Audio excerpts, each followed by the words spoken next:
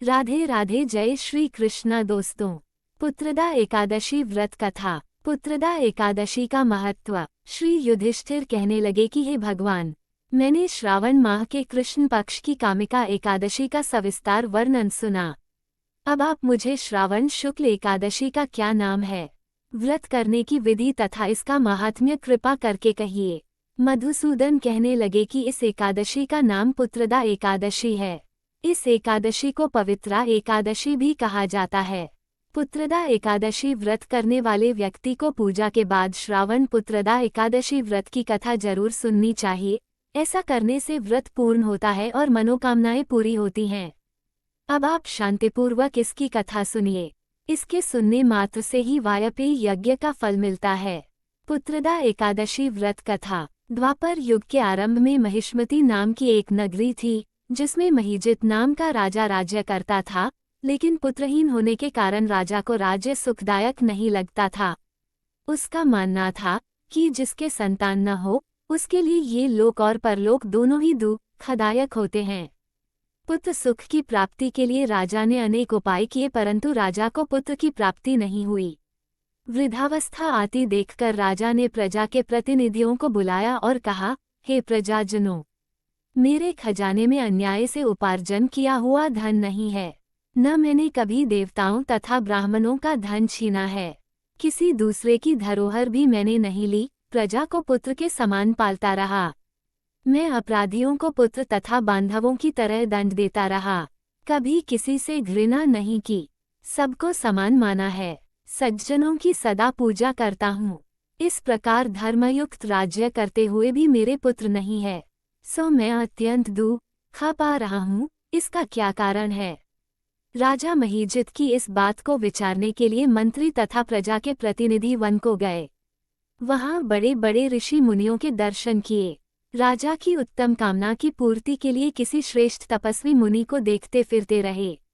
एक आश्रम में उन्होंने एक अत्यंत वयोवृद्ध धर्म के ज्ञाता, बड़े तपस्वी, परमात्मा में मन लगाए हुए निराहार, जितेंद्रिय, जितात्मा, जितक्रोध, सनातन धर्म के गूढ़ तत्वों को जानने वाले, समस्त शास्त्रों के ज्ञाता महात्मा लोमश मुनि को देखा, जिनका कल्प के व्यतीत होने पर एक रोम गिरता था। सबने जाकर ऋषि को प्रणाम किया। उन लोगों को देखकर मुनि ने पूछा कि आप लोग किस कारण से आए हैं। संदेह में आप लोगों का हित करूंगा। मेरा जन्म केवल दूसरों के उपकार के लिए हुआ है, इसमें संदेह मत करो। लोमश ऋषि के ऐसे वचन सुनकर सब लोग बोले, हे महर्षि, आप हमारी बात जानने में ब्रह्मा से भी अधिक समर्थ हैं, अतः आप हमारे इस संदेह को दूर कीजिए। महिष्मतीपुरी का धर्मात्मा राजा महीजित प्रजा का पुत्र के समान पालन करता है, फिर भी वह पुत्रहीन होने के कारण दुखी है। उन लोगों ने आगे कहा कि हम लोग उसकी प्रजा हैं, अतः उसके दुख से हम भी दुखी हैं। आपके दर्शन से हमें पूर्ण विश्वास है कि हमारा ये संकट अवश्य दूर हो जाएगा, क्योंकि महान पुरुषों के दर्शन मात्र से अनेक कष्ट दूर हो जाते हैं। अब आप कृपा करके राजा के पुत्र होने का उपाय बतलाएं। ये वार्ता सुनकर ऋषि ने थोड़ी देर के लिए नेत्र बंद किए और राजा के पूर्व जन्म का वृतांत जानकर कहने लगे कि यह राजा पूर्व जन्म में एक निर्धन वैश्य था। निर्धन होने के कारण इसने कई बुरे कर्म किए। यह एक गांव से दूसरे गांव व्यापार करने जाया करता था। एक समय ज्येष्ठ मास के शुक्ल पक्ष की द्वादशी के दिन मध्याह्न के समय वह, जबकि वह 2 दिन से भूखा प्यासा था, एक जलाशय पर जल पीने गया। उसी स्थान पर एक तत्काल की ब्याही हुई प्यासी गौ जल पी रही थी। राजा ने उस प्यासी गाय को जल पीते हुए हटा दिया और स्वयं जल पीने लगा, इसीलिए राजा को ये दुख सहना पड़ा।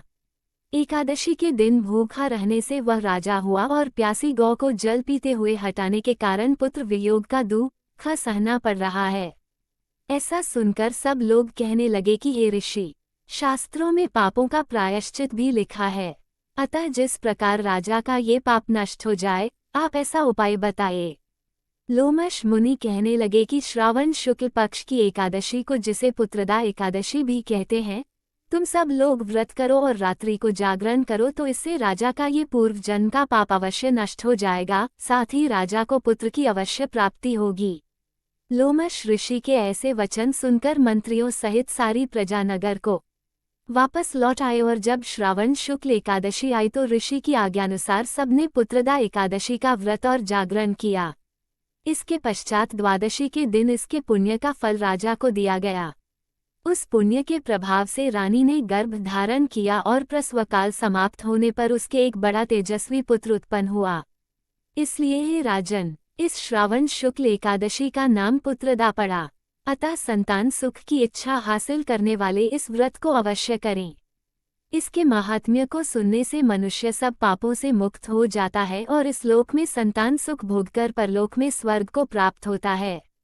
जय श्री हरि। दोस्तों, ये थी आज की कथा। आपको हमारी वीडियो अच्छी लगी हो तो वीडियो को लाइक करें, चैनल को सब्सक्राइब करें, कमेंट में जय श्री राधे कृष्णा लिखना ना भूले। राधे राधे दोस्तों।